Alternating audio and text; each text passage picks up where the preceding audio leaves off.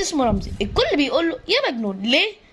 لانه كان معاه مفك بيمشي في الشارع وبيكلمه، وفي يوم من الايام الكهرباء قطعت في المنطقه والناس نازله ومتضايقه الا رمزي عادي خالص ومفيش اي ادنى حاجه، وبيكلم المفك وسايبه فوق دماغه.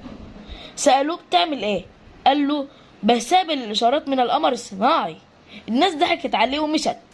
بعد نص ساعة الكهرباء رجعت تاني فجأة، والناس قالوا له ازاي ده حصل؟ اكتشفوا ان رمزي موصل المفك بسلك من بيته للعمود الكهرباء، والمفك كان معدن وشغال زي الهوائي. ومن يومها الناس بتحترمه وخلاص ما عادوش بيقولوا له عليه مجنون. سموا رمزي العبقري اللي سبقنا بسنين. مش كل غريب مجنون، احيانا هو فاهم واحنا مش فاهمين.